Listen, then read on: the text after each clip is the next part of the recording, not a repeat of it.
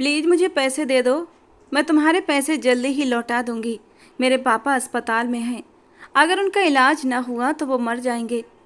तुम्हें जितने पैसे चाहिए मिल जाएंगे, लेकिन इसके लिए तुम्हें मुझसे शादी करनी होगी।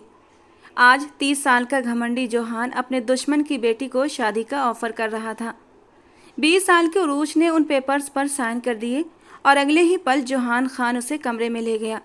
उरूज का दिल धक से रह गया जब जोहान ने शादी से पहले ही उसके करीब होते हुए उसके होठों पर कॉलेज की सबसे बिगड़ी हुई रईसजादी उरूज मामून, उससे कोई भी पंगा लेने की हिम्मत नहीं करता था। वो जो चाहती चुटकियों में हासिल कर लेती। कॉलेज की बहुत सी लड़कियां उसकी दोस्ती के लिए तरसती थीं। अपनी सहेलियों को महंगे महंगे गिफ्ट देना उसका पसंदीदा शौक था। अरे उरूज, ये तो बहुत महंगा लगता है। सुम्बुल ने उसके दिए हुए गिफ्ट की ओर देखते हुए कहा। वो एक इम्पोर्टेंट परफ्यूम की बोतल थी। गिफ्ट लेते हुए सुम्बुल थोड़ा हिचकिचाई। अरे इतना भी महंगा नहीं है मेरी जान, रखो इसे और इस्तेमाल करो। इसकी खुशबू बहुत ज़बरदस्त है, जस्ट लाइक इट। उरूज ने अदा से मुस्कुराकर कहा। यार, ये घड़ी भी बहुत एक्सपेंसिव लग रही है। तुम्हारी चॉइस की तो कोई मिसाल ही नहीं। उरूज की दोस्त नीलम ने उसकी दी हुई घड़ी कलाई पर पहनते हुए तारीफ की। हाँ वाकई, उरूज की चॉइस सबसे हटकर और सबसे जुदा होती है। अब एक बात सब अपने अपने कान खोलकर सुन लो। 2 दिन बाद मेरा बर्थडे है और तुम सबको आना है। गिफ्ट्स वगैरह लाने की कोई ज़रूरत नहीं, तुम्हें गिफ्ट्स मेरी तरफ से मिलेंगे। मतलब अभी तुम हमें गिफ्ट दे रही हो और जब हम तुम्हारी बर्थडे पार्टी पर आएंगे तभी हमें गिफ्ट मिलेंगे? यस, उरूज ने फिर एक अदा से मुस्कुराते हुए कहा। यार उरूज, दोस्त हो तुम जैसी, बहुत बड़ा दिल है तुम्हारा। नीलम ने दिल से तारीफ की तो उरूज ने और भी अकड़ के साथ गर्दन उठा ली। मामून शम्सी, एक मशहूर बिजनेसमैन की इकलौती बेटी उरूज मामून शम्सी की आज 19वीं सालगिरह बड़े ही धूमधाम से मनाई जा रही थी। हर अमीर घराने को उन्होंने इनवाइट किया था। इस वक्त उरूज एक बारबी फ्रॉक पहनकर सीढ़ियों से नीचे उतर रही थी। एक स्पॉटलाइट उस पर जगमगा रही थी। सफ़ेद रंग की बारबी फ्रॉक में वो बिल्कुल एक छोटी सी गुड़िया लग रही थी। हर किसी की निगाहों में उसके लिए जलन और रश्क था। खुद तो वो नाजुक सी परी थी ही, ऊपर से दौलत ने जैसे उसे और भी चमका दिया था। मामून शम्सी अपनी बेटी का हाथ थामने के लिए सीढ़ियाँ चढ़ते हुए उसके पास आए। अगले ही पल उन्होंने अपनी हथेली उसकी तरफ बढ़ाई तो उस घमंडी हसीना ने अपनी नाजुक हथेली अपने पापा के हाथ में रख दी। लाइट म्यूजिक के साथ दोनों नीचे सीढ़ियाँ उतरने लगे।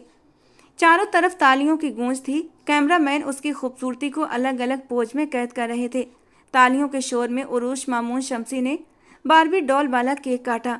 उसकी फ्रेंड्स आगे बढ़कर उसे बहुत प्यार से विश कर रही थीं, जिसे वो पूरी अकड़ के साथ स्वीकार भी कर रही थी। तभी अचानक लाइट बंद हो गई। ये सब क्या है?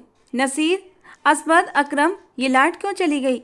अभी उनके शब्द मुंह में ही थे कि लाइट वापस आ गई, लेकिन जब उन्होंने अपने पास नज़र दौड़ाई तो अचानक दिल को कुछ हुआ, जैसे दिल ने धड़कने से इनकार कर दिया हो। उनकी बेटी जो कुछ देर पहले उनके पास खड़ी मुस्कुरा रही थी, अब वहाँ नहीं थी। उरूज, उरूज मेरी बेटी! वो पागलों की तरह इधर उधर उसे ढूंढने लगे। हर चेहरे पर घबराहट साफ नजर आ रही थी। अचानक से उरूज कहाँ गायब हो गई थी? वो कहाँ गई? किसी को कुछ पता नहीं था। उरूज, वो चिल्लाए, लेकिन उनकी बेटी उरूज कहीं नहीं थी। उरूज को जब होश आया तो उसने खुद को एक अंधेरे कमरे में पाया। दिमाग पर जोर डाला तो सब कुछ याद आने लगा। डर की एक तेज लहर उसके पूरे जिस्म में दौड़ गई। सिर में तेज दर्द था और चक्कर भी आ रहे थे। धीरे धीरे वो अपनी जगह से उठी और अंदाजे से दरवाजे की ओर बढ़ने लगी, लेकिन दरवाजे तक पहुंचने से पहले ही वो लड़खड़ाकर गिर गई। उसे जोर का झटका लगा। उसके एक पैर में जंजीर बंधी थी। उरूज ने उसे उतारने की बहुत कोशिश की, लेकिन सब बेकार गया। उसकी आंखें आंसुओं से भर गईं। कोई है? प्लीज़ मेरी मदद करो, कोई है? वो ज़ोर ज़ोर से चिल्ला रही थी, लेकिन उसे नहीं पता था कि जहाँ उसे कैद किया गया था वहाँ कोई जिंदा इंसान था ही नहीं। उसके चारों तरफ घना जंगल था और उस जंगल के बीचों बीच वो एक कॉटेज थी। अंधेरे की वजह से उसे यही समझ आया कि शायद रात हो चुकी है। उसे अपने घर की याद सताने लगी, अपने पापा की। आज तो उसका बर्थडे था, अभी तो बस थीम केक ही काटा था, और ये सब। पापा, पापा प्लीज़ कम सेव मी। वो वहीं ज़मीन पर घुटनों में सिर छुपाकर बैठ गई और फूट फूट कर रोने लगी। पापा, मुझे यहाँ से ले जाइए। वो हिचकियाँ लेते हुए अपने पापा को याद कर रही थी, लेकिन उसे नहीं पता था अब किस्मत उसके साथ एक नया खेल खेलने वाली थी। वो घमंडी लड़की अब अपनी सारी अकड़ खोने वाली थी। काफ़ी देर तक आंसू बहते रहे, तभी अचानक दरवाज़ा खुलने की आवाज़ आई और उरूज का दिल उछलकर गले में आ गया। वो सांस रोके दरवाजे की ओर देखने लगी। अकरम खान, मुझे मेरी बेटी वापस चाहिए, हर हाल में। मामून शमसी इस वक्त तो गुस्से की इंतहा पर थे। पुलिस की मदद लें, अकरम खान ने सलाह दी। नहीं, बिल्कुल नहीं। पता नहीं कौन है, क्या चाहता है। यकीनन पैसों के लिए उठाकर ले गया होगा मेरी बच्ची को। वो मासूम है अकरम खान, उसे कुछ नहीं होना चाहिए। हर तरफ अपने आदमी फैला दो। मुझे मेरी बेटी हर हाल में सुबह से पहले पहले सही सलामत वापस चाहिए। सुना तुमने? मामून शमसी के हाथ बंधे हुए थे। वो पुलिस की मदद नहीं ले पा रहे थे। जिसने भी उरूज को किडनैप किया था वो बेहद चालाक और शातिर था, जिसने उनके बिल्कुल पास से उनकी बेटी को इतनी आसानी से उठा लिया था। अगर वो पुलिस की मदद लेते तो वो सब जान जाता और ऐसी हालत में वो उरूज के लिए कोई रिस्क नहीं ले सकते थे। उरूज को एक भी खरोंच आना वो किसी भी तौर बर्दाश्त नहीं कर सकते थे। उरूज उनकी जान थी, उनका सब कुछ थी। उसके बिना जीने का वो ख्याल भी नहीं कर सकते थे। उनके लिए एक एक पल काटना मुश्किल हो रहा था। कब से मोबाइल हाथ में थामे वो उसके कॉल का इंतजार कर रहे थे। इसके अलावा उनके पास कोई दूसरा रास्ता नहीं था। लेकिन शाम से रात हो गई थी और अभी तक किसी ने भी उससे संपर्क करने की कोशिश नहीं की थी। सर, अब तो काफ़ी देर हो गई है, अकरम खान ने चिंता से कहा। तभी मामून शमसी के मोबाइल पर एक अननोन नंबर से कॉल आई। वहां मौजूद सभी लोग सतर्क हो गए। कॉल स्पीकर पर डालिए, उनके दोस्त साहजेब खान ने कहा। मामून शमसी ने धड़कते दिल से यस कहकर कॉल स्पीकर पर डाल दी। गुड गुड मिस्टर मामून शमसी, पहले राउंड में सफल हो गए आप। बहुत समझदारी से काम लिया है आपने कि आप पुलिस से दूर रहे। अब सेकेंड राउंड शुरू होता है। कल सुबह तक मेरे कॉल का इंतजार करना, लेकिन किसी को कुछ भी बताने की नाकाम कोशिश मत करना और पुलिस से तो बिल्कुल भी संपर्क मत करना अगर अपनी बेटी को जिंदा देखना चाहते हो तो। कौन हो तुम और क्या चाहते हो? खुद पर काबू रखते हुए मामून शमसी ने उसकी बात काट कर पूछा। सुबह 7 बजे मेरे फ़ोन का इंतजार करना और ये याद रखना 24 घंटे मेरी नज़र तुम पर है। जरा सी भी चालाकी दिखाई तो बेटी तो ज़रूर मिलेगी, लेकिन जिंदा नहीं। कॉल कट गई। हेलो हेलो, मामून शमसी बुरी तरह बेचैन हो गए। दिल बुरी तरह धड़क रहा था। जिस अंदाज में वो आदमी धमकी दे रहा था, उनका दिल किसी अनहोनी की ओर इशारा कर रहा था। सुबह तक का इंतजार उनके लिए जैसे अंगारों पर चलने जैसा था। शाहजेब साहब गहरी सांस छोड़ते रह गए, जबकि मामून शमसी सोफे पर ढह गए। आज उनके कंधे झुक चुके थे। वो एक बेटी के पिता हैं। आज उन्हें इस बात का गहरा एहसास हो रहा था। आंखों से आंसू गिरकर गालों पर बहने लगे। वो किस हाल में होगी, ये सोच मामून शमसी को चैन नहीं लेने दे रही थी। उसे कुछ ना हो। मामून शमसी बस अल्लाह से यही दुआ कर रहे थे। उनके दोस्त शाहजेब उन्हें तसल्ली दे रहे थे, लेकिन उनके दिल को किसी भी पल चैन नहीं मिल रहा था। उन्हें बस अपनी बेटी चाहिए थी, किसी भी कीमत पर। दरवाजे से अंदर आने वाले ने दीवार पर लगे एक बटन को दबाया और कमरे में पीली रोशनी फैल गई। उरूज ने अपनी आंखों पर हाथ रखा और धीरे से हटाकर सामने मास्क पहने खड़े आदमी को देखा। Welcome to a double life miss Urooj Mamoon शमसी, उस मास्क वाले आदमी ने कहा तो उरूज की तो सांसें ही अटक गईं। कौन हो तुम? उरूज के गले से मुश्किल से आवाज़ निकली। तुम्हारा डेबिल। वो उसके पास घुटनों के बल बैठा था। उरूज जैसे करंट खाकर पीछे हट गई। क्यों क्यों कैद किया है मुझे यहाँ? डर तो था, लेकिन हिम्मत करके पूछा। वो जानना चाहती थी आखिर उसे यहाँ लाने का मकसद क्या था। वो आदमी उठकर खड़ा हुआ और पॉकेट में हाथ डाले हुए दूर चला गया। कुछ डिमांड्स हैं मेरी तुम्हारे बाप से, पूरी होते ही तुम्हें छोड़ दूंगा। दीवार की तरफ रुख किए वो ठंडे लहजे में बोला। कैसी डिमांड? देखो, तुम्हें पैसे चाहिए ना, तुम मेरे पापा से जितने पैसे कहोगे वो तुम्हें दे देंगे, लेकिन प्लीज़ तुम मुझे छोड़ दो। कहते हुए उरूज के गालों पर आंसू बह निकले। मुझे जो चाहिए वो मैं हासिल कर ही लूँगा, तुम बस यहाँ सुकून से रहो। अब की बार वो पलट कर बोला तो उरूज को गुस्सा आ गया। अगर तुम्हारी डिमांड पैसे ही हैं तो मांग लो जितने चाहिए, मेरे पापा मुझ पर सब कुछ वार देंगे। उरूज ने बहुत मान और घमंड से कहा। यही तो देखना है कितना प्यार करता है आखिर वो आदमी तुमसे। देखना चाहता हूँ कि वो शख्स अपनी ज़िंदगी वारता है या नहीं। उसके रहस्यमयी लहजे पर उरूज अंदर तक सिहर गई।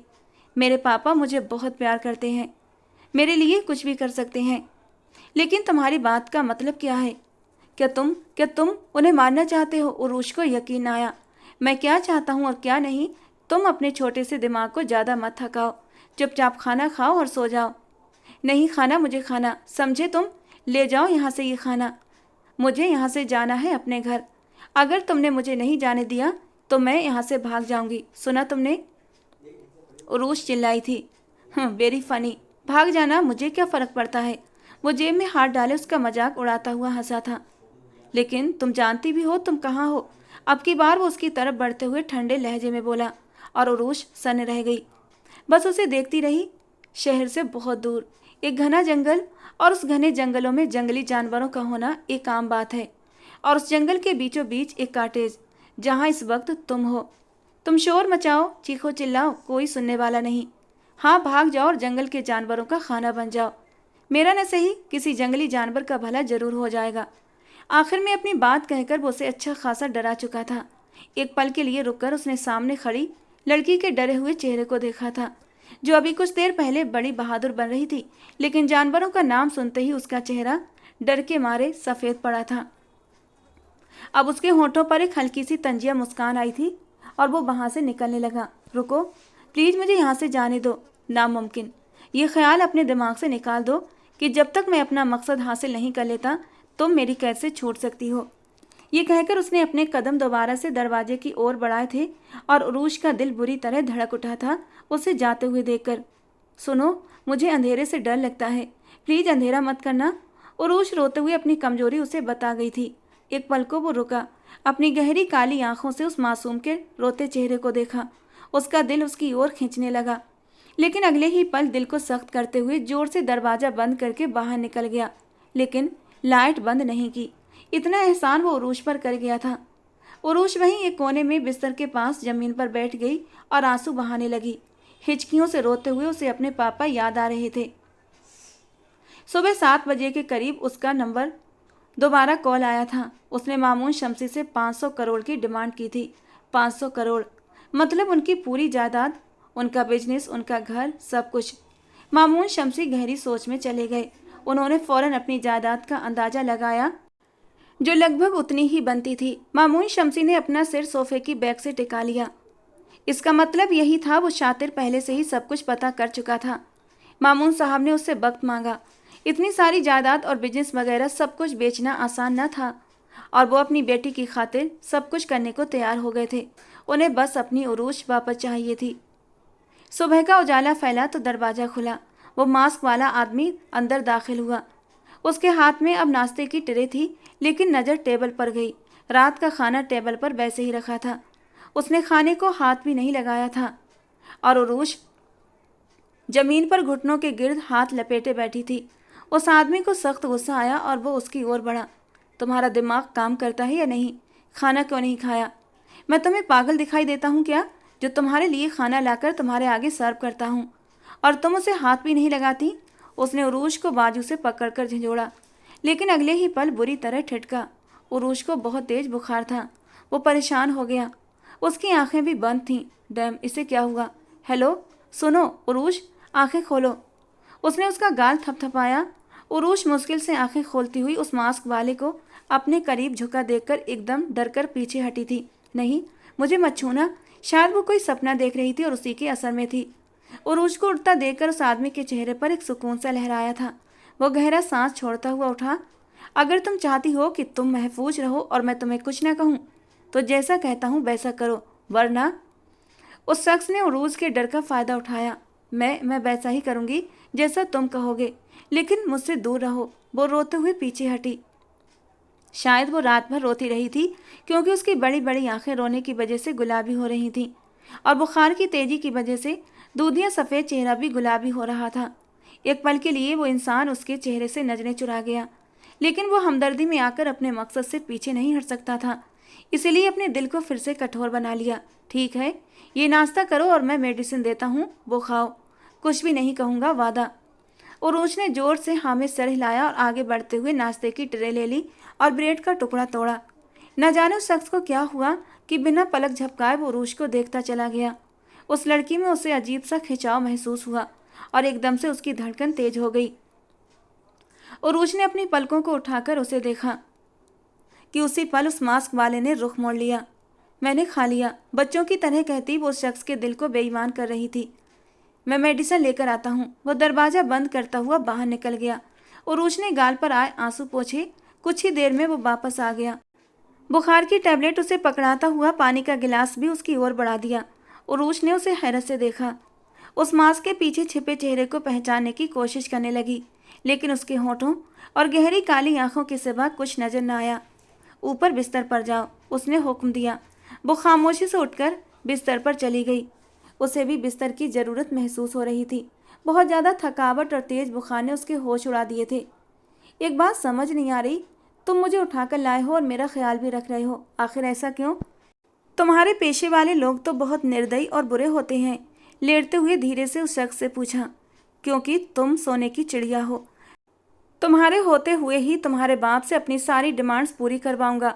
अगर तुम्हें कुछ हो गया तो मेरा काम तो खराब हो जाएगा ना। न जाने क्यों वो उसे सफाई देने लगा। तुम्हारा नाम क्या है? उरूज ने धीमे लहजे में पूछा। अब उसे उस इंसान से डर नहीं लग रहा था।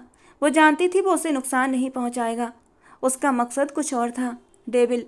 उसकी तरफ देखते हुए सख्ती से कहते हुए वो बाहर निकल गया। डेविल। दरवाज़ा बंद होने की आवाज़ पर उसने करवट बदली और आंखें मूंद लीं। सब कुछ बहुत आराम और बिना किसी रुकावट के हो गया था। उन्हें एक ऐसा बंदा मिल गया था जिसने उनसे सब कुछ खरीद लिया था। लेकिन वो कौन था? अचानक कहाँ से आ गया? मामून साहब नहीं जानते थे। शाम तक अपना सब कुछ सेल आउट करते हुए वो सारी रकम बैग्स में डलवा चुके थे। कंपनी के कुछ शेयर बचे थे, लेकिन फिर भी उनकी रकम पूरी हो गई थी।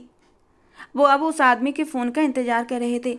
उसने शाम का कहा था कि वो कॉल करेगा, लेकिन अभी तक दूसरी तरफ से कोई संपर्क नहीं किया गया था।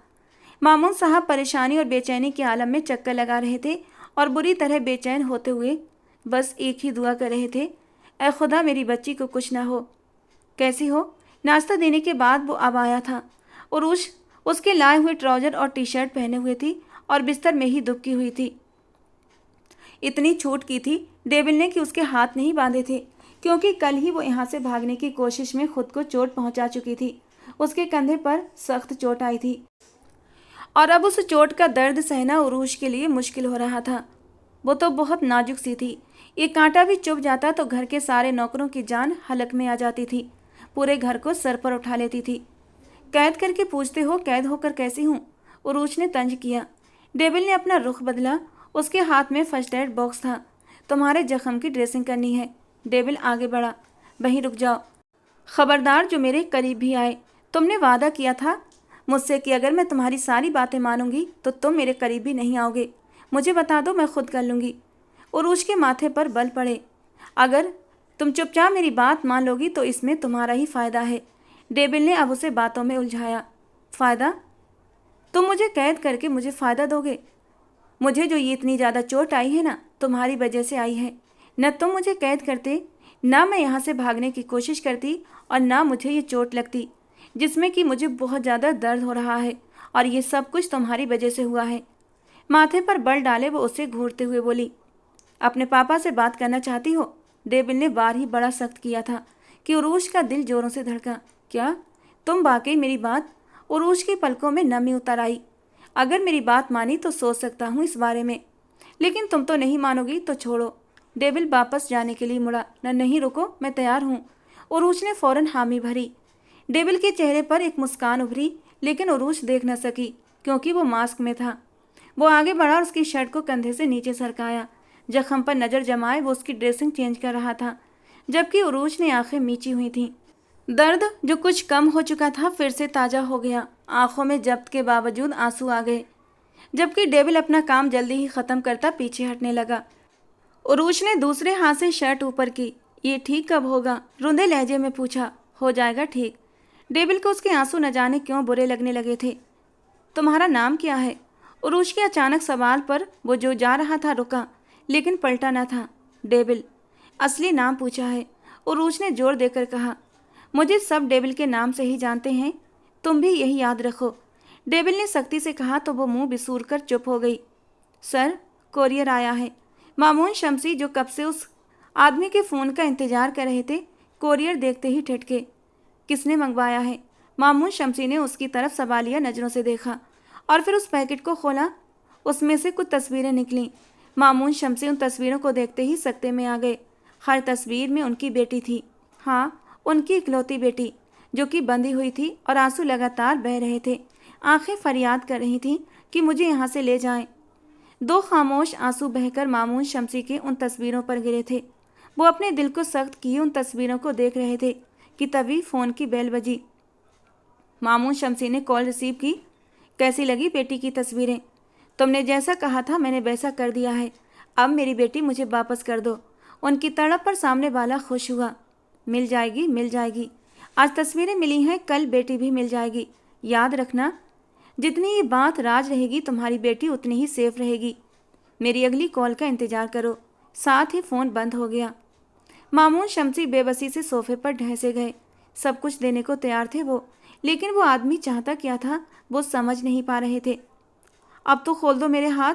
उरूज सुबह से कुर्सी पर बंधी हुई थी और वो तो उसके हाथ बांध कर उसकी तस्वीरें बनाकर सुबह का गायब था और अब वापस लौटा था। उरूज को अब अपने ऊपर तरस और सामने वाले पर गुस्सा आ रहा था। डेविल ने आगे बढ़कर उसके हाथ खोल दिए। उरूज ने अपनी दुखती कलाइयों को देखते हुए हाथ की पीठ से अपने आंसू साफ किए। तुम एक बेहद घटिया इंसान हो, वो गुस्से से फुनकारी। तुमने अभी मेरा घटियापन देखा कहाँ है? डेविल ने उसे बालों से पकड़ा, उसका चेहरा ऊपर की ओर करता हुआ उसके चेहरे पर अपनी गर्म सांसें छोड़ता हुआ वो भी फुनकारा था। एक पल को तो उरूज का दिल सूखे पत्ते की तरह लड़ जा, लेकिन अगले ही लम्हे उसके चेहरे पर नफरत ही नफरत थी। हाँ, हो तुम घटिया इंसान, और ये बात आज तुमने खुद अपने मुंह से भी स्वीकार कर ली। मैं डरती नहीं तुमसे। कुछ ज़्यादा ही पर निकल रहे हैं। लगता है कुछ दिन भूखा ही रखना पड़ेगा तुम्हें, खुद ही अकल ठिकाने आ जाएगी। डेविल ने उसे झटके से पीछे धकेला और बाहर निकलता दरवाज़ा लॉक कर गया, जबकि उरूज के खामोश आंसू अब तेज रफ्तार से बहने लगे थे। कल तक तो उसके साथ अच्छे से व्यवहार कर रहा था, लेकिन आज उसका ये रूप एकदम से बदला हुआ सा था। उरूज की आंखों से आंसू बहने लगे। उसने उंगलियों पर दिन गिनना शुरू कर दिए। 4 या 5 दिन हो गए थे उसे इस कैद में रहते हुए। हमेशा की लापरवाह लड़की, उसने इस बात को गहराई से सोचा ही नहीं था कि वो 4 दिन से घर से लापता थी, एक अनजान आदमी की कैद में थी। जब यहाँ से छूट कर जाएगी तो लोगों को क्या जवाब देगी? पहली बार उसे इस बात का एहसास हुआ था। हर कोई उसकी तरफ उंगली उठाएगा। कैसे वो लोगों की शक भरी निगाहों का सामना करेगी? क्या उसके पापा की वो इज्जत, वो सम्मान वैसा ही रहेगा जैसा पहले था? जब उनकी जवान बेटी 4 दिन एक अनजान गैर आदमी के साथ टाइम गुजारकर वापस आएगी तो उनका सर शर्म और बेबसी से झुक जाएगा। पहली बार उसका दिल ये सब कुछ सोचकर धक्से हुआ था। तुम्हें यहाँ आने की क्या ज़रूरत थी? डेविल ने गुस्से से कामरान के हाथ से सामान लेते हुए कहा। आपको ये सब देना जरूरी था, इसीलिए। उसकी नज़रों ने इधर उधर कुछ तलाशना चाहा। ठीक है, अब निकलो यहाँ से। डेविल को उसकी वहाँ मौजूदगी सख्त नापसंद आ रही थी। वो एक नंबर का अय्याश इंसान था, पर उसे रखने की वजह उसके पापा थे और वो वैसे भी डेविल से डरता था। हाँ, जा रहा हूँ। शैतानियत से मुस्कुराता हुआ वो कॉटेज से बाहर निकल गया। उसके जाने के बाद डेविल अंदर कमरे में आया, लॉक खोला और उरूज के पास रूम में आया। ये लो, ये सब सामान। बहुत जल्द तुम्हारे यहाँ से जाने का इंतजाम हो जाएगा। मास्क पहने डेविल ने उसे अपनी तरफ से खुशी की बात बताई, लेकिन उसका चेहरा बेअसर रहा। लगता है जाने की खुशी नहीं हुई तुम्हें। वो तंज से उसके करीब बैठा था। क्या तुम मुझे यहीं नहीं रख सकते हमेशा के लिए? न जाने उरूज के दिमाग में क्या चल रहा था। क्या मतलब? डेविल का दिल जोर से धड़कने लगा। मुझे यहाँ कितने दिन हो गए हैं? उरूज ने संजीदगी से पूछा। लगभग 4 दिन से ऊपर। डेविल ने उसके चेहरे से उसके अंदर का हाल जानने की कोशिश की। मुझसे निकाह कर लो। न जाने कितने दर्द से वो ये बात बोली थी कि डेविल सन रह गया। एक झटके से पीछे हटा। क्या बोल रही हो? होश में तो हो। डेविल को उसकी दिमागी हालत पर शक हुआ। वो जो लड़की घर से इतने दिन तक गायब रहे, समाज में उसका क्या मकाम होगा? उरूज की बात पर डेविल उसे देखता चला गया। कौन अपनाएगा मुझे? मेरे पापा। किस किस को जवाब देंगे? प्लीज़ मेरे हाल पर रहम करो। उरूज ने हाथ जोड़ दिए। डेविल को आज उसके आगे अपना आप एक मुजरिम सा लगा। वो उड़ता हुआ उसकी तरफ से रुख पलट गया कि तभी उरूज ने एक तेज धार वाला चाकू उसकी पीठ में घोंप दिया, जो उसी के पास से बहुत आराम और सावधानी से उसने निकाला था। डेविल इस अचानक वार के लिए तैयार नहीं था। तड़प कर मुड़ते हुए बेयकीनी से उरूज को देखा। उरूज उससे दूर हो गई, जबकि अब भी डर रही थी। डेविल की आंखों में बेयकीनी देख एक पल को उरूज को अपना दिल सूखे पत्ते की तरह कांपता हुआ महसूस हुआ। लेकिन अगले ही पल वो अपने आप को हक पर मानते हुए डेविल को धक्का दे चुकी थी। डेविल दूर जाकर गिरा। शायद उसे उरूज की बातों से ज़्यादा उसके वार ने ज़्यादा तकलीफ पहुंचाई थी, वरना वो इतना कमज़ोर न था कि उरूज के एक बार से ढह जाता। तुम्हें क्या लगा मैं तुमसे निकाह करूंगी? मेरे पापा मेरे मुहाफिज हैं, समझे तुम? अब मरो यहीं पर। उरूज गुस्से से कहती वहाँ से फ़ौरन निकली थी। वो नहीं जानती थी उसे कहाँ जाना है, लेकिन उसे बस वहाँ से निकलना था। उसे और इस कैद में नहीं रहना था। वो रोती जा रही थी और भागती जा रही थी। एक पल को उसके कदम डगमगाए और वो गिरी थी। अचानक से उसे डेविल का ख्याल आया। पलटकर पीछे देखा, कोई न था, लेकिन आंसू बहते जा रहे थे। बार बार आंखें रगड़ती, लेकिन आंसू रुक ही नहीं रहे थे। उसने फिर से पीछे मुड़कर देखा, लेकिन अब भी उसके पीछे कोई नहीं था। कहीं कहीं वो मर तो नहीं गया? ये सोचते ही उसका दिल बुरी तरह कांप उठा था। क्या मैं इतनी बुरी हूँ कि एक शख्स को मरता हुआ छोड़ आई? एकदम से उरूज के कदम थमे। उसने भागना चाहा, लेकिन उसके कदमों ने आगे बढ़ने से इनकार कर दिया। रह रहकर उसे डेविल की फिक्र सता रही थी। मैंने उसे मार दिया। वो अपने हाथों को देखकर कांपने लगी। उसे लगा आसपास के सारे पेड़ उसके ऊपर आ गिरे हों। वो ऊपर आसमान को देखती अपने होश बहाल करने की कोशिश कर रही थी कि एकदम किसी के धक्का देने से कच्ची सड़क पर जाकर गिरी। पलटकर देखा, उसे लगा डेविल उस तक पहुंच गया है, लेकिन ये तो कोई और था। अरे वाह, क्या मक्खन मलाई छुपा कर रखी है डेविल ने। कमाल चीज़ है वही तो। कामरान शैतानियत से मुस्कुराता हुआ आगे बढ़ा, जबकि उरूज को लगा सातों आसमान उस पर आकर गिर गए हों। अब आएगा मज़ा। अपने होठों पर जवान फेरते हुए अपनी शर्ट के बटन खोलने लगा और फिर अपनी शर्ट को दूर फेंक दिया। धीरे धीरे वो उरूज की ओर बढ़ा। उरूज जमीन पर ही कोहनियों के बल पीछे को हटी। उसे सही मायनों में अब अपनी इज्जत का डर लगने लगा था।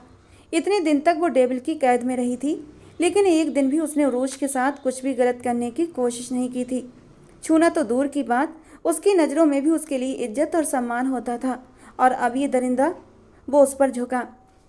मामून शमसी नींद में थे कि अचानक घबराकर उठ बैठे। बेटी की तरफ ध्यान चला गया। या अल्लाह, वो मासूम है, उसकी हिफाजत करना।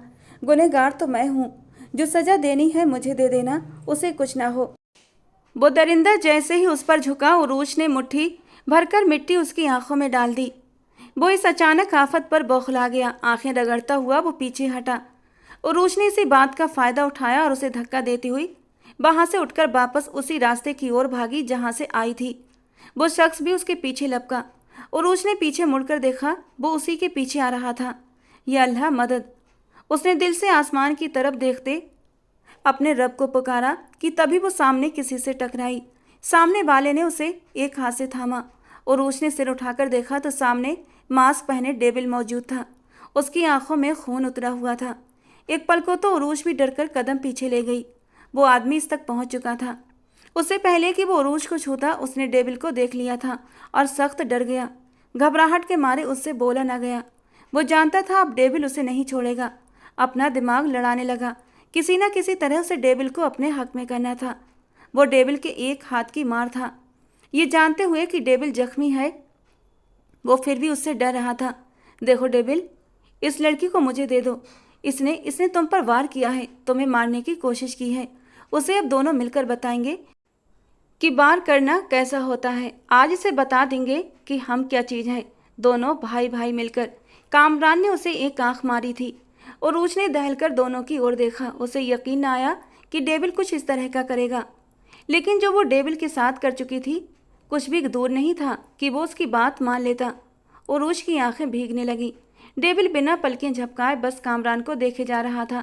उसकी कमर पर कपड़ा बंधा हुआ था। उसने चाकू निकाल लिया था और खून को बंद करने के लिए कपड़ा बांधा था। डेविल की खामोशी कामरान को लड़ जा रही थी। डेविल, मेरी बात मान जा, फायदे में रहेगा। वैसे भी ये लड़की इतने दिन से यहाँ पर कैद है, ऐसे ही वापस भेज देगा क्या? थोड़ा मजा कर लेंगे दोनों भाई मिलकर, तो क्या हो जाएगा? किसी को कुछ भी पता नहीं चलेगा कि इसके साथ क्या हुआ। अभी उसकी बात पूरी नहीं हो पाई थी कि डेविल ने कामरान का गला अपने हाथों से पकड़ लिया। उसके बाकी के शब्द मुंह में ही रह गए थे। उसका सांस रुकने लगा। वो फड़फड़ाया, बहुत हाथ पांव मारे, लेकिन डेविल के हाथ से निकलना नामुमकिन था। वो शिकारी की तरह दुश्मन पर झपटता था और दुश्मन की सांस उस पर हराम कर देता था। उरूज बस देखती रह गई। उसे यकीन नहीं आया कि डेविल उसके लिए खड़ा हो सकता है। कामरान की सांस थम गई थी। डेविल ने झटका देकर उसे जमीन पर फेंका। उरूश ने मुंह पर हाथ रखे अपनी चीखों का गला घोंटा। वो पलटा। उरूश उसे देखकर डर गई। वो उसका चेहरा आज भी नहीं देख पाई थी, लेकिन उसकी आंखों का सर्दपन उसे डरा रहा था और उसका शरीर कांपने लगा। उसके पास आते हुए वो उसे देखकर गिरजा। जाना चाहती हो ना? जाओ, वो रहा रास्ता और ये रही कार की चाबी। उसकी हथेली पर कार की चाबी रखते हुए वो पीछे हटा था। आज से तुम आज़ाद हो। कहने के बाद वो रुका नहीं, पलटा नहीं। वो अपना उद्देश्य आज ख़त्म कर रहा था। वो और इस लड़की को उसके बाप के किए की सज़ा नहीं दे सकता था। अगर आज इस लड़की की इज्जत पर आँच आ जाती तो वो पूरी ज़िंदगी खुद को माफ़ नहीं कर पाता। उरूश उसे जाता देखती आंखों में आंसू ले आई। उसकी पीठ से अब भी खून बह रहा था।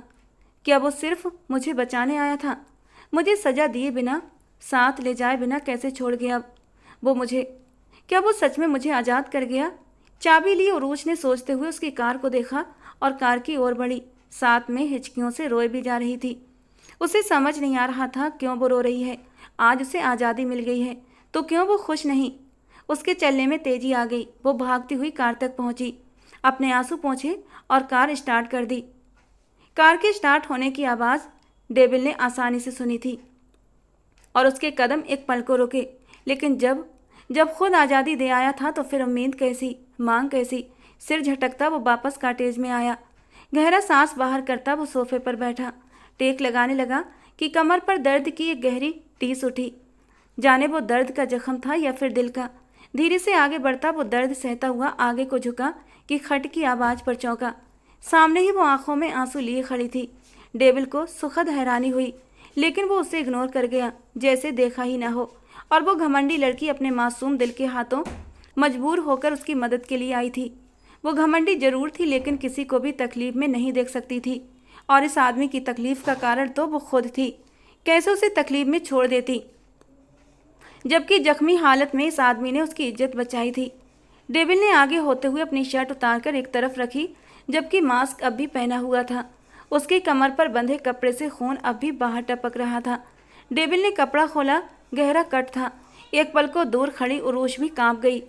पास पड़ा फर्स्ट एड बॉक्स उठाकर वो अपने जख्म पर कोई दवाई लगाने लगा और उरूश के कदम खुद ब खुद उसकी ओर बढ़े थे और उसके पीछे सोफे पर बैठती उसके हाथ से रुई ले ली और उसका जख्म साफ करने लगी। आंसू थे कि लगातार गिरते जा रहे थे। डेविल के लब से जरा सी भी आवाज़ नहीं निकली। मतलब क्या उसे दर्द नहीं हो रहा था? उसके जख्म पर अब वो डेविल की दी हुई कोई दवाई लगा रही थी। चोट उसे लगी थी, लेकिन उरूश को लग रहा था तकलीफ उसे हो रही है। दवाई लगाने के बाद उसकी कमर पर बैंडेज करते हुए वो उसके पास हुई, लेकिन डेविल ने एक बार भी उसकी तरफ नज़र उठाकर नहीं देखा और ये बात उरूश को बहुत ज़्यादा चुभ रही थी। वो उससे नाराज़ था और इसीलिए उसे देख भी नहीं रहा था, लेकिन उसे फ़र्क क्यों नहीं पड़ रहा था? डेविल की नाराज़गी उसे चुभ क्यों रही थी? अपनी इस हालत को वो समझ नहीं पा रही थी। उसकी तवज्जो पाने के लिए बैंडेज पूरी करती उरूश का हाथ उसके मास्क की ओर बढ़ा। वो उसे उतारने लगी कि एकदम से डेविल ने उसकी कलाई को पकड़ लिया। वो ठिठक कर रुक गई।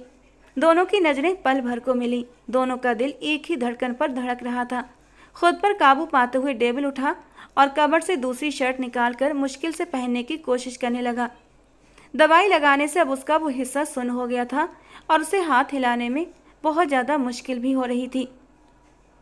उरूश ने आगे बढ़कर इंसानियत के नाते उसकी मदद की। शर्ट पहनते हुए वो फिर से पीछे हटा था और उसका कतराना उरूश को और भी गुस्सा दिला रहा था। क्यों एटीट्यूड दिखा रहे हो? उसके सामने आते हुए वो उस पर बरस पड़ी। डेविल ने अब भी कोई जवाब न दिया और चेहरा मोड़ लिया। सुनाई नहीं दे रहा? मैं तुमसे बात कर रही हूँ। तुम डेविल? डेविल ने उसे खींचकर खुद के करीब किया। उसके बाकी के शब्द डेविल के गुस्से की नज़र हो गए। क्यों वापस आई हो? एक ही सवाल किया था उसने, जिसका जवाब उरूश के पास नहीं था। जानती हो तुम्हारा वापस आना तुम्हें किस मुसीबत में डाल सकता है? तुम्हें नहीं आना चाहिए था, ठंडी आवाज़ में कहते हुए वो उससे दूर हट गया था। सिर्फ हमदर्दी की वजह से आई हूँ, बल्कि कह सकते हो एहसान उतारने। उरूश के शब्द पर डेविल ने बिना बेयकीनी से उसे देखा। आज मैंने तुम पर वार किया, फिर भी तुमने मुझे उस आदमी से बचा लिया। उसका एहसान तो उतारना ही था ना? धीरे से कहती वो डेविल को तंजिया हंसी हंसने पर मजबूर कर गई और फिर आखिर में ठाका लगाता वो उसकी ओर देखने लगा, जो हैरान होकर उसे हंसते हुए देख रही थी। तुम्हें लगता है डेविल को किसी की हमदर्दी या मदद की ज़रूरत हो सकती है? उसने तीखे अंदाज में पूछा। नहीं हो सकती, लेकिन मैंने अपना फ़र्ज निभाया। और उसने कंधे उचकाए। ठीक है, हो गया तुम्हारा फ़र्ज पूरा, अब जाओ यहाँ से, संजीदगी से कहते हुए वो अपने कमरे की ओर बढ़ा। तुम जानते हो मुझे रास्ते का ज्ञान नहीं है और मैं अकेली जा भी नहीं सकती। तुम मुझे लाए थे और तुम ही वापस छोड़ कर आओगे, समझे तुम? और उसने धौंस जमाने वाले अंदाज में कहा।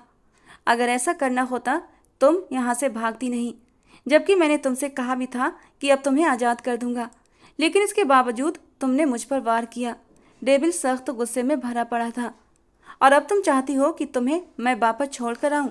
Just go to hell. Devil ने उसकी कलाई थामी और कॉटेज से बाहर निकाल दिया। छोड़ो मुझे, क्या कर रहे हो? मैं कहीं नहीं जाऊंगी, वो चिल्ला रही थी। लेकिन डेविल ने भी बिना किसी लिहाज के उरूज को पकड़कर बाहर निकालकर दरवाज़ा अंदर से लॉक कर लिया। वो खिड़की की ओर आई। दरवाज़ा खोलो डेविल, इस जंगल में तुम मुझे यूँ अकेला नहीं छोड़ सकते। वो खिड़की पर हाथ जोर जोर से मारती हुई चिल्ला रही थी। सर्द हवाएं उसे और भी हौला रही थीं। डेविल दरवाज़ा खोलो, वो पूरी ताकत से चिल्लाई थी। चारों ओर घना जंगल देखकर वो और भी ज़्यादा डर रही थी कि तभी अचानक से बारिश की तेज बौछार ने उसे पूरी तरह भिगो दिया।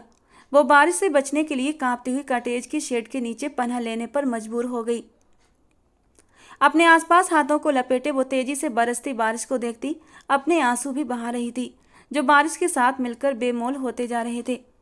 उसने अब डेविल को पुकारने का इरादा छोड़ दिया था। उसे अपने हाल पर अब रहम आ रहा था। कभी कभी इंसान अपनी ज़िंदगी में कितना बेबस हो जाता है कि वो चाह कर भी कुछ नहीं कर पाता। वो दिल ही दिल में डेविल की तकलीफ पर शर्मिंदा भी हो रही थी और वापस लौट भी आई थी, लेकिन अब वो खुद तकलीफ में थी। ऊपर से बारिश थी कि रुकने का नाम ही नहीं ले रही थी और अब वो बैठी बैठी कांप रही थी। सर्दियों की बारिश से तो वो वैसे ही भी दूर भागती थी। आज उसे उन गरीब लोगों का भी एहसास हुआ जिनके पास रहने को घर नहीं होते और वो झोंपड़ी में रहने पर मजबूर होते हैं। उनके बच्चे, उनका सामान, कैसे रहते होंगे वो लोग। सब सोचों ने उसके दिमाग का रुख किया हुआ था कि उसे अपना नरम बिस्तर याद आया। इतनी तेज बारिश में वो हमेशा बिस्तर पर लेटकर कंबल ओढ़े हुए हॉरर मूवी देखती थी। साथ में पकौड़े और मूंगफली का दौर चलता था। Horror movie? अब अचानक से दिमाग में सोचों का धारा बदल गया था। सब हॉरर मूवीज़ उसके दिमाग में एक एक करके छाने लगी थीं। सिर झुकाए घुटनों में मुंह दिए वो बैठी अब हरकत में आई। कॉटेज के बाहर एक छोटा सा बल्ब रोशन था, जो वहाँ का कुछ हिस्सा रोशन किए हुए था और अजीब सा डरावना दृश्य पेश कर रहा था। उसे अब सच में डर लगने लगा। अपने दाएं बाएं देखा, उसे लगा अभी कोई जिन्न भूत इस तरफ आ जाएगा।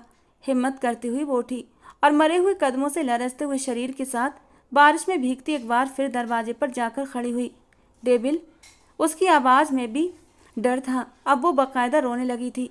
उसकी सांसें भी रुकने लगी थीं, जैसे उसे सांस लेने में तकलीफ हो। इससे पहले कि वो लुढ़क कर गिरती, दरवाज़ा खुला था और डेविल ने उसे गिरने से पहले थाम लिया और खींचकर अंदर किया था। वो पूरी तरह भीगी हुई थी। अंदर आते ही हीटर ऑन होने का एहसास हुआ। पूरा कॉटेज गर्म था। बाहर जितनी ठंड थी, अंदर का तापमान उतना ही गर्म था। उरूज को शांति सी आई। उसने धीरे से आंखें मूंद लीं। उरूज, उरूज! डेविल ने उसके गाल को थपथपाया। वो जो बहुत ज़्यादा गुस्से में था, दवाई लेते बिस्तर पर पड़ते ही सो गया था। उसके दिमाग से ये बात निकल ही गई कि उसने उरूज को बाहर निकाल दिया था। अचानक से तेज हवा ने जब खिड़की के पट खोले तो वो आंखें मलता हुआ उठकर खड़ा हुआ और उसे बंद करते हुए उसकी नज़र उरूज पर पड़ी, जो दरवाजे पर खड़ी उसे ही पुकार रही थी। सारी नींद भग से उड़ गई। उन्हीं कदमों वो बाहर की ओर भागा था, लेकिन फिर वापस पलटा, अपना मास्क पहना और दरवाज़ा खोला और उसे गिरने से पहले ही थाम लिया। उसे लेकर अंदर आ गया। वो नींद की हालत में थी, जैसे जागी जागी सी या फिर सोई सोई सी, लेकिन चेहरे पर एक मुस्कान भी थी। डेविल उसका गाल थपथपा रहा था। उसे उसके कमरे तक लाया और बिस्तर पर लिटा दिया। उसके सारे कपड़े भीगे हुए थे। डेविल ने फिर से उसे जगाने की कोशिश की, लेकिन उसका पूरा शरीर अब ठंडा पड़ा था। उसे समझ न आया कि वो इतना बेरहम कैसे हो गया, क्यों भूल गया उसके बारे में। आगे को झुकता हुआ वो उसे उठाने की एक बार फिर कोशिश करने लगा। उरूज, उठ जाओ यार, कपड़े चेंज कर लो। गीले कपड़ों में तुम्हें और भी ठंड लगेगी, बीमार भी पड़ जाओगी। इसलिए फटाफट उठो और कपड़े चेंज करो, वरना मुझे करने पड़ेंगे। उसके कान में धीरे से कहता हुआ वो उसके 14 तबक रोशन कर गया। आधी बेहोशी की हालत में भी वो डेबिल की ये बात पूरी तरह सुन चुकी थी। खुद को संभालते हुए उसने डेबिल को अपने दोनों हाथों से दूर धक्का दिया था। हाथ से पीछे करती हुई वो डेबिल को बेहद कमजोर सी लगी थी। होंठ नीचे बोटता उसके कपड़े निकाल कर लाया और उसके पास रखे। तुम्हारे पास सिर्फ 10 मिनट का वक्त है, मैं आऊँ तो कपड़े चेंज हों, वरना तुम जानती हो कि आगे मैं क्या करूँगा। वो उसे सख्ती से वार्न करता बाहर निकलता दरवाज़ा बंद कर गया। ठीक 10 मिनट बाद वो वापस लौटा तो वो बिस्तर पर बैठी आधी आंखें खोले अपनी फ्रॉक की जिप बंद करने की कोशिश में परेशान होती तकिए पर सिर गिराकर आंखें बंद कर गई। वो उसके पास आया, उसके माथे पर हाथ लगाकर चेक करता हुआ परेशान हुआ, क्योंकि उसका शरीर एकदम ठंडा पड़ रहा था और होंठ भी नीले हो रहे थे। या अल्लाह, मैंने क्यों ये लापरवाही बरती, क्यों भूल गया। वो बहुत ज़्यादा परेशान था। पूरे कॉटेज में हीटर ऑन था, इसके बावजूद उरूज ठंड से कांप रही थी। उसने थोड़ा सा करीब होते हुए उसके फ्रॉक की जिप ऊपर कर दी और फिर उसने 2 मोटे गर्म कंबल भी उरूज के ऊपर डाल दिए और उसके पास बैठ गया। उसके हाथ पर अपने हाथों से मालिश करने लगा ताकि उसे गर्माहट मिल सके। उरूज ने उसका हाथ थामे अपने सिर के नीचे रख लिया। डेबिल उसके करीब होते हुए झुका था, लेकिन खुद को उससे हद से ज़्यादा दूर रखा था। जबकि वो उसके और भी करीब होती उसके सीने में मुँह छुपाने लगी। डेबिल ने दिल की भागती धड़कनों को संभाला था। वो जज्बातों का गुलाम नहीं था। वो जानता था इस वक्त वो लड़की होश में नहीं है, लेकिन वो खुद होश में था और वो अपनी हद जानता था। धीरे धीरे उरूज को पीछे करता हुआ वो उठने लगा, लेकिन उरूज ने आगे बढ़ते हुए डेबिल के सीने में अपना मुंह छुपाते हुए उसकी बाहों में पनाह ले ली। डेबिल ने सख्ती से आंखें मूंदी। होंठ भींचते हुए उसने उरूज का सिर थोड़ा सा ऊपर की ओर खिसकाकर अपनी बाहों में रखा, लेकिन वो फिर भी उसके साथ चिपक गई। इस पर डेबिल तो अपनी कमर के घाव को भी भूल गया था। दिल में उठता दर्द ज़्यादा तकलीफ दे रहा था। बेड के सिरहाने के साथ टेक लगाकर बैठ गया और आंखें बंद कर लीं। अब उसकी सारी रात आंखों में ही कटने वाली थी। उस आदमी ने आज उनकी बेटी को उनके हवाले कर देना था। उसके कहने के अनुसार मामून शमसी ने सारे पैसे गाड़ी में रखवाए और ड्राइवर के हाथ उस जगह भेज दिए जहां डेबिल ने पहुंचाने को कहा था। वहां से एक आदमी वो गाड़ी लेकर गायब हो गया। अब इन सबको काफ़ी देर हो चुकी थी, लेकिन मामून शमसी को कोई कॉल नहीं आ रही थी। उरूज की आंखें खुली तो खुद को बिस्तर पर पाया। उसने याद करने की नाकाम कोशिश की, लेकिन उसे कुछ भी याद नहीं आ रहा था। उठी तो सिर भारी भारी सा लगने लगा। अचानक से नज़र अपने कपड़ों पर गई तो दिल धक से रह गया। मेरे कपड़े किसने चेंज किए? वो मुंह पर हाथ फेरते हुए लगातार सोचे जा रही थी। कब कपड़े चेंज किए उसने? लेकिन याद करने पर भी उसे कुछ याद न आया। क्या क्या ये उसने डेबिल ने? नहीं, ऐसा नहीं, ऐसा मुमकिन नहीं। उरूस डर के मारे कांप कर रह गई। उठी तो कमरे का दरवाज़ा खोलना चाहा। उसे लगा लॉक होगा, लेकिन वो ओपन था। वो धीरे धीरे चलती हुई बाहर आई। सामने ही ओपन किचन था, जहाँ बिना शर्ट के खड़ा डेबिल अपने लिए नाश्ता बना रहा था। डेबिल उसके आने की आहट महसूस करता पास पड़े मास्क से खुद का चेहरा ढक चुका था और नाश्ते की प्लेट टेबल पर रख दी। उरूज ने उसके कमर पर बैंडेज बंधी देखी थी। नाश्ता कर लो। डेबिल ने एक नज़र उसके चेहरे के उलझन भरे चेहरे पर डाली और वापस किचन काउंटर की तरफ मुड़ गया। मेरे कपड़े किसने बदले? वहाँ मौजूद एक चेयर पर बैठते हुए धीरे से सवाल किया। एक पल के लिए डेबिल का हाथ अंडा फेंटते हुए रुक गया था। तुम्हें याद नहीं?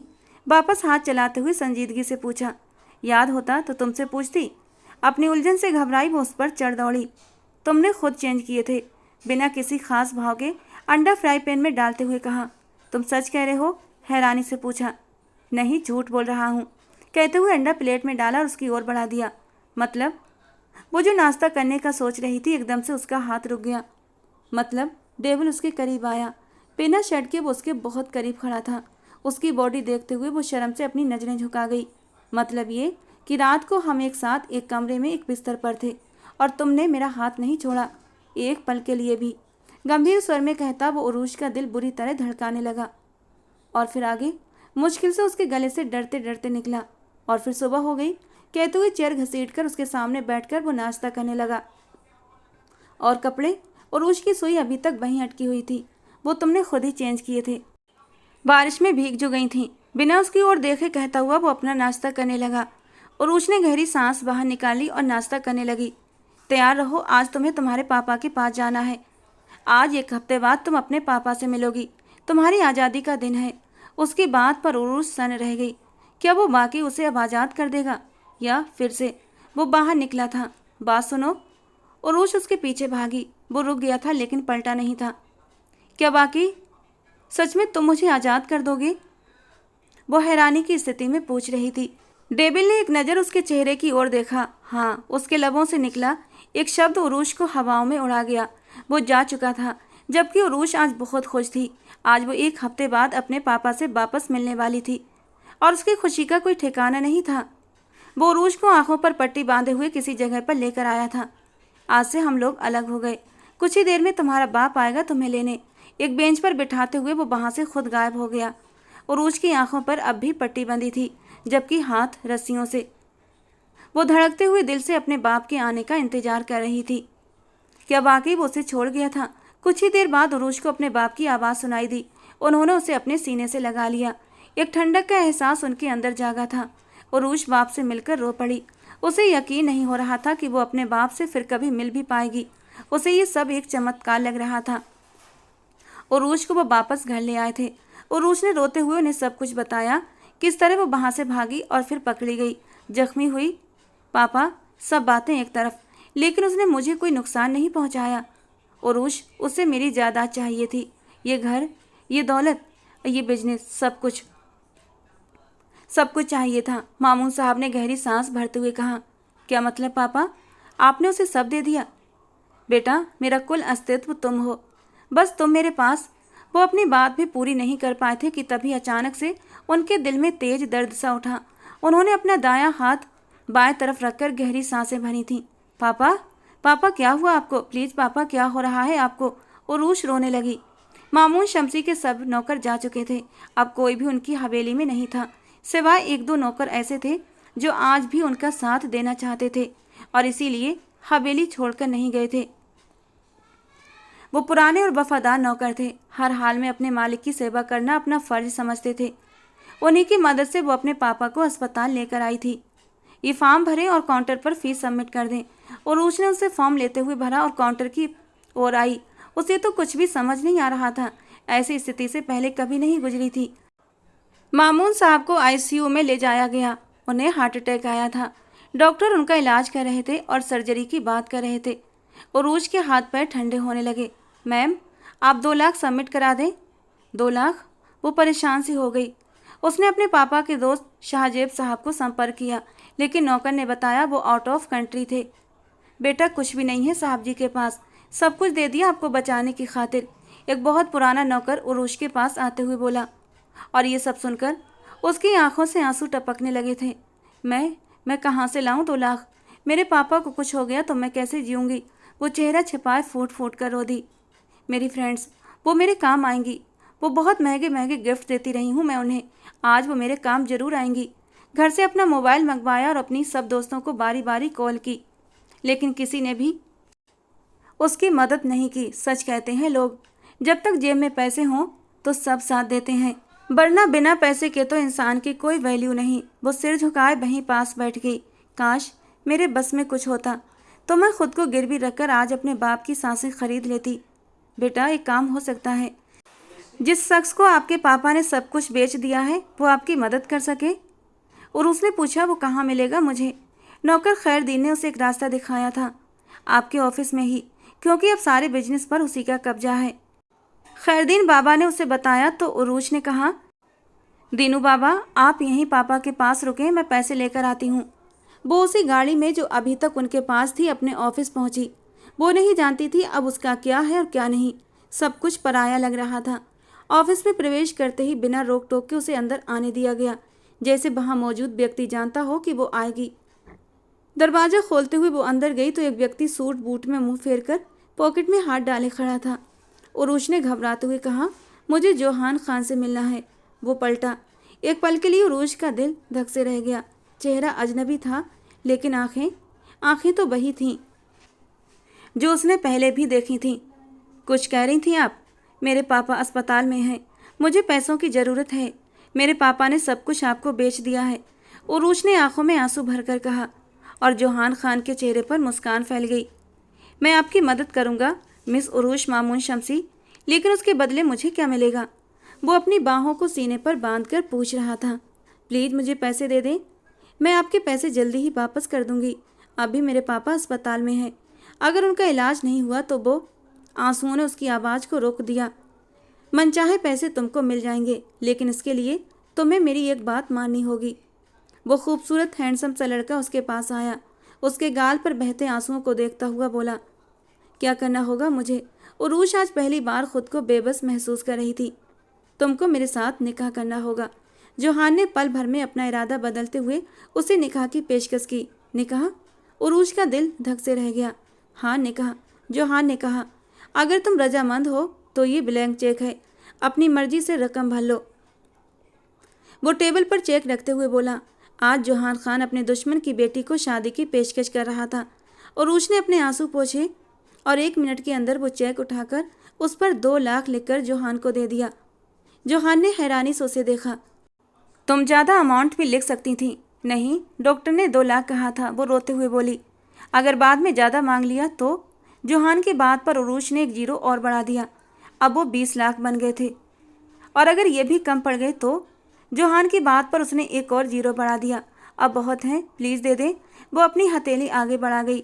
जोहान ने अपने होंठ भींचे और कहा, निकाह के बाद मिल जाएंगे। और ये कहते हुए वो फ़ोन की ओर बढ़ा था। वो किसी को फ़ोन पर निकाह के लिए मौलवी साहब को लाने के लिए कह रहा था।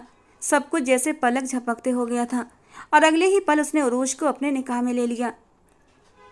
19 साल के उरूश ने इन पेपर पर साइन कर दिया और अगले ही पल जोहान खान ने उसे उसकी मांगी हुई राशि दे दी। आपके साथ मेरे गार्ड्स भी जाएंगे।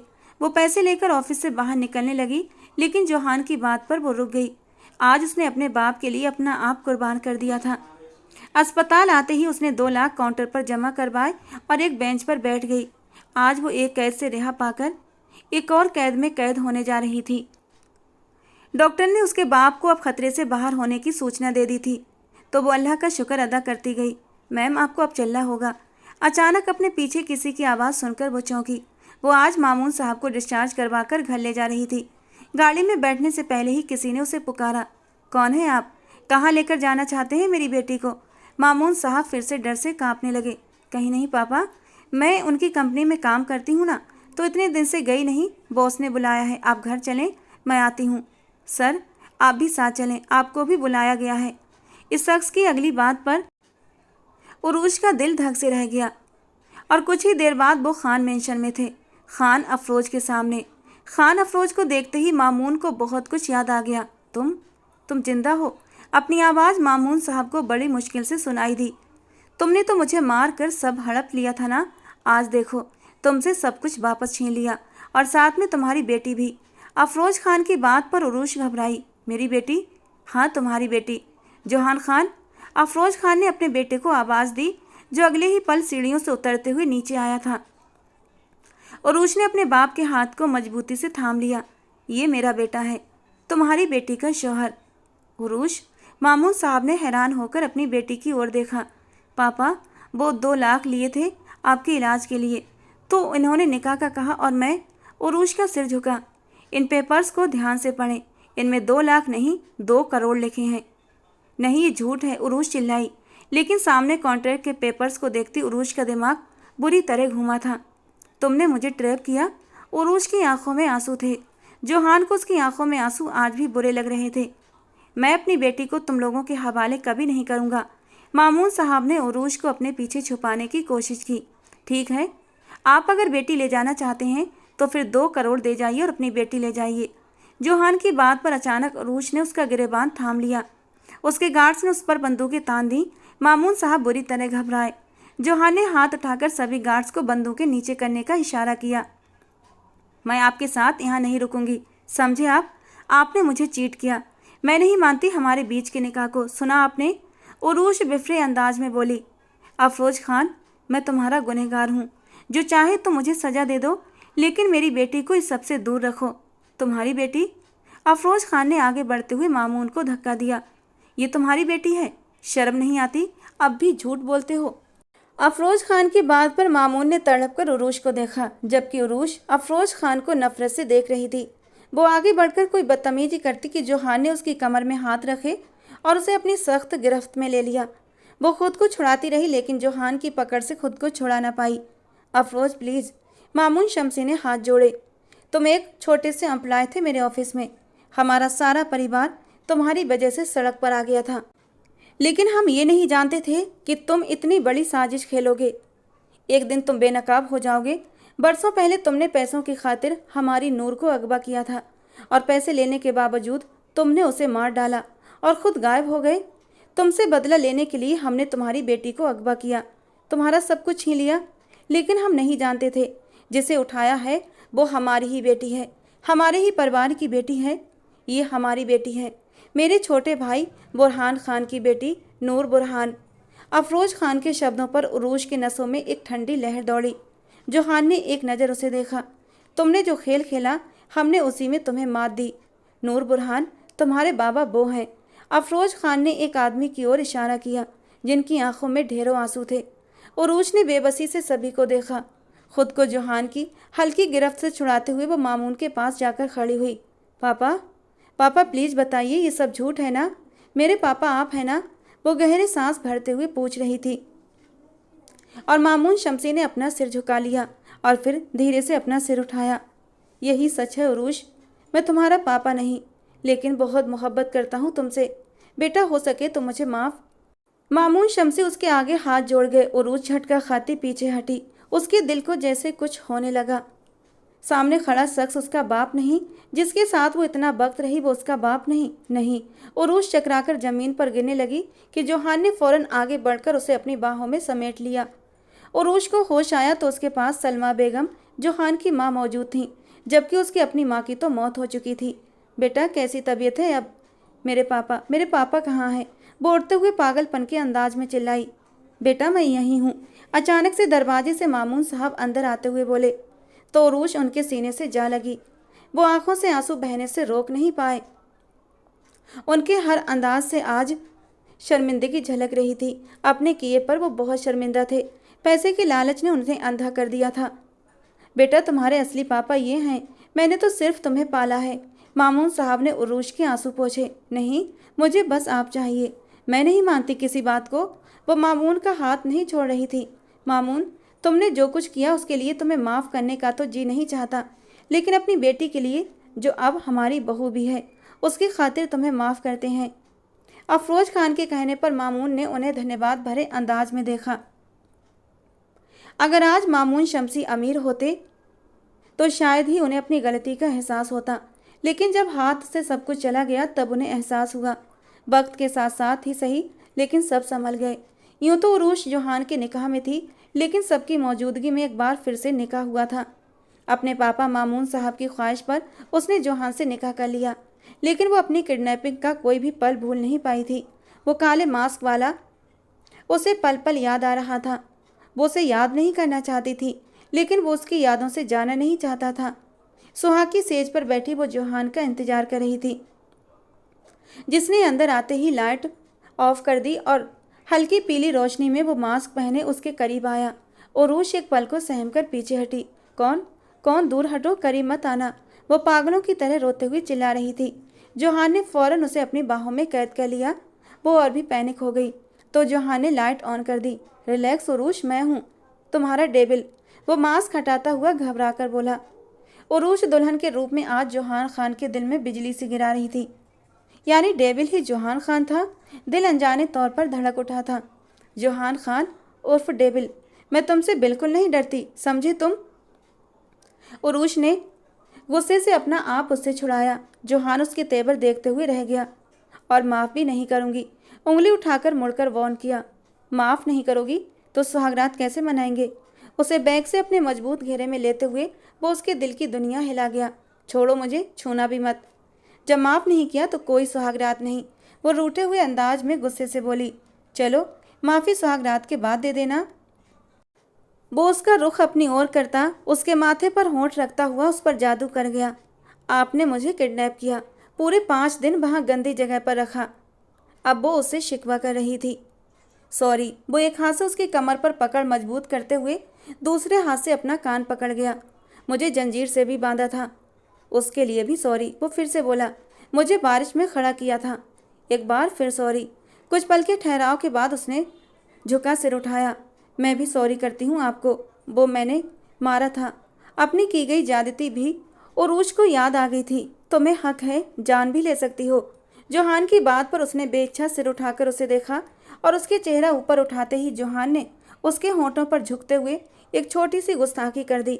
तो अगले ही पल उरूज के चेहरे को मुस्कान ने छुआ और फिर सुकून से अपना चेहरा जोहान के चौड़े कंधे पर रख दिया।